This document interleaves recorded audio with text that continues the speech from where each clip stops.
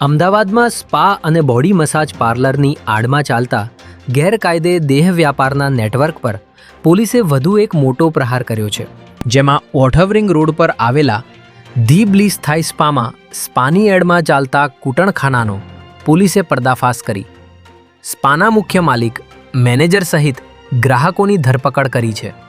ઓઢવ પોલીસે આ સ્પા સેન્ટરમાં ડમી ગ્રાહક મોકલ્યો હતો, ત્યારે ઇશારો મળતા જ પોલીસે સ્પા સેન્ટરમાં ત્રાટકીને મેનેજર અભિષેક રાઠોડ અને સોફા પર બેઠેલા મુખ્ય માલિક આફરોઝ પઠાણ તથા તેના મિત્ર કૃષ્ણાને રંગે હાથ ઝડપી લીધા હતા.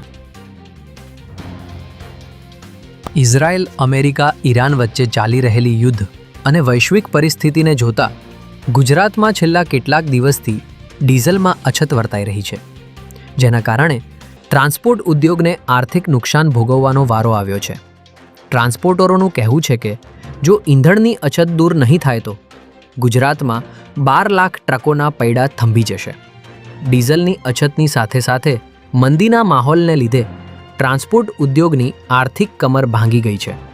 ત્યારે આવી સ્થિતિ જોતા ટ્રાન્સપોર્ટરોએ ઈંધણની અછત દૂર કરવા ગુજરાત સરકારને રજૂઆત કરી છે. અમદાવાદ શહેરમાં દિન પ્રતિદિન ટ્રાફિકની સમસ્યા વધી રહી છે. સાથે જ પીએમ મોદીએ પણ ઈંધણની બચત કરવા માટે અપીલ કરી છે.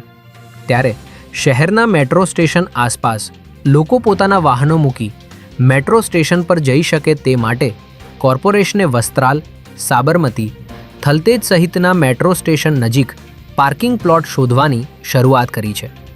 વધુમાં વધુ લોકો મેટ્રોનો ઉપરોનો ઉપયોગ કરે તે માટે હવે પાર્કિંગ પ્લોટને ડેવલપ કરવાનું આયોજન હાથ ધરવામાં આવ્યું છે. કોર્પોરેશને હાલમાં 17 પાર્કિંગ પ્લોટ શોધી લીધા છે, જ્યાં પેવર બ્લોક, પાર્કિંગ સાઇન અને સીસીટીવી લગાવવાની પ્રક્રિયા કરવામાં આવશે.